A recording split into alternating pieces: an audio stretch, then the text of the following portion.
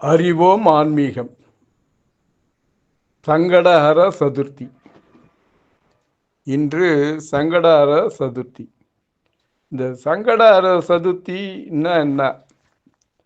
இது தோன்றிய வரலாறு தெரியுமா? சங்கட என்றால் துன்பம், அற என்றால் அழித்தல். சங்கடஹர என்றால் துன்பத்தை அழித்தல். ஆக துன்பங்களை அழிக்கும் விரதமே சங்கடஹர சதுர்த்தி என கொண்டாடப்படுகிறது. இந்த சங்கடஹர சதுர்த்தி யாருக்காக எப்படி வந்தது என்பதை பார்ப்போமா?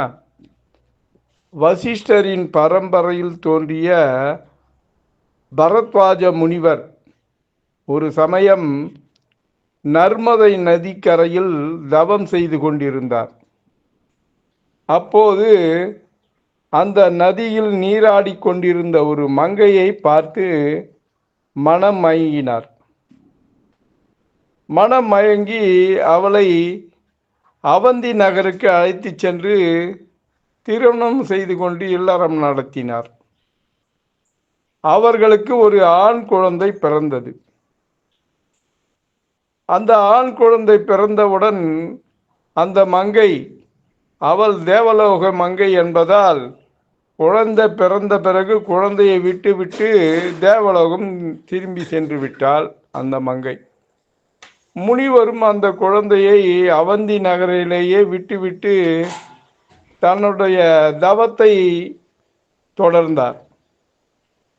அந்த குழந்தை யாருமற்ற நிலையில் இருக்கும்பொழுது பூமாதேவி எடுத்து வளர்த்து வந்தாள்.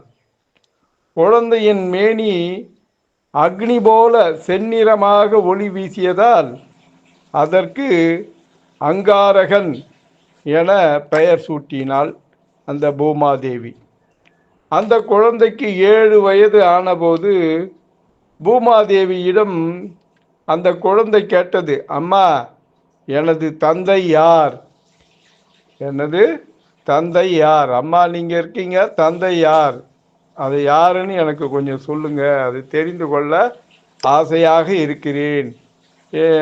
அதனால் தந்தையை சொன்னீங்களா, தந்தையிடம் என்னை அழைத்து செல்லுங்கள் அப்படின்னு அந்த அங்காரகன்ற குழந்தை பூமாதேவியை கேட்டாங்க.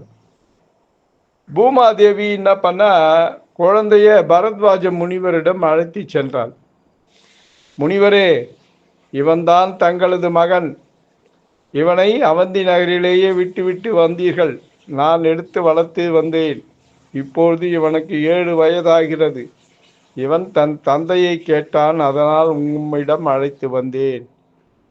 இவனை நீங்கள் ஏற்றுக்கொள்ள வேண்டும் என்று வேண்டினாள் பூமாதேவி. முனிவரும் தனது மகனை அகமகிழ்ந்து ஏற்றுக்கொண்டு பல கலைகளிலும் சிறந்த வல்லவனாக வளர்த்து வந்தார் அந்த அங்காரகனை.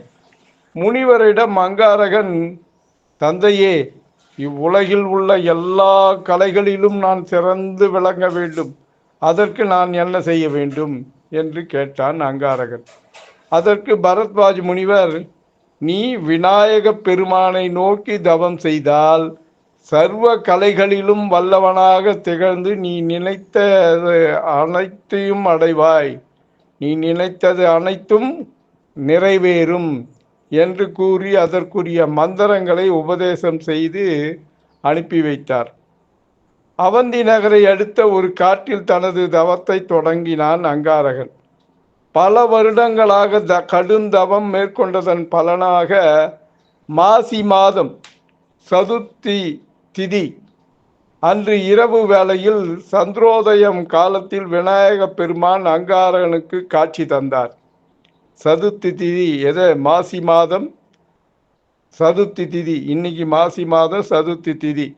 இந்த நாளில் தான் அந்த அங்காரகனுக்கு அந்த விநாயக பெருமான் காட்சி தந்தார்.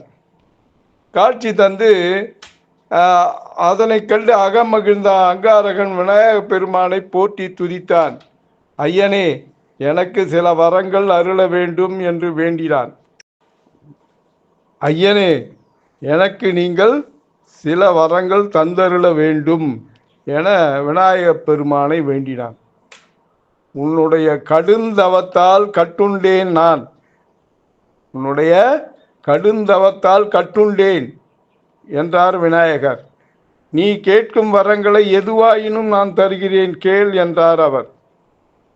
ஐயனே, சர்வ மங்கள ரூபத்தோடு தங்களை தரிசித்த நான் அனைவராலும் மங்களன் என்று அழைக்கப்பட வேண்டும். தேவலோகத்தில் தேவாமிர்தம் பருகிய அமரனாக வேண்டும். தேவலோகத்தில் தேவாமிர்தத்தை பருகி அமரனாக வேண்டும். என்னை வழிபடுபவர்களுக்கு எல்லாம் நான் செல்வம் அளிக்கும் கிரகமாக மாற வேண்டும். என்னை வழிபடுபவர்களுக்கு எல்லாம் நான் செல்வம் அளிக்கும் கிரகமாக மாற வேண்டும். நான் தங்களை தரிசித்த இந்த சதுர்த்தி நாளை அனைவரும் கொண்டாட வேண்டும். யாரெல்லாம் இந்த சதுர்த்தி நாளன்று தங்களை வழிபடுகிறார்களோ அவர்களின் துயரங்களை நீங்கள் நீக்க வேண்டும்.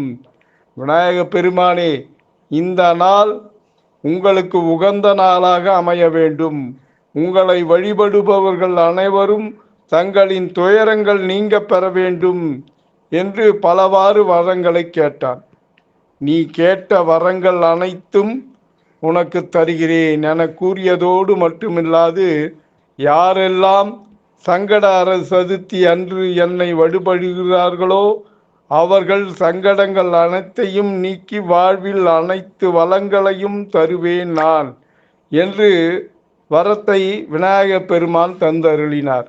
அந்த அங்காரகனே செவ்வாய் கிரகமாக அனைத்து மக்களுக்கும் செல்வம் அளிக்கும் கிரகமாக இருந்து கொண்டிருக்கிறார்.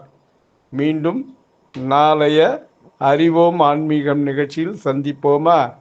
பக்தியுடன் எம் தணிகானந்தம், சேந்தமங்கலம். வணக்கம்.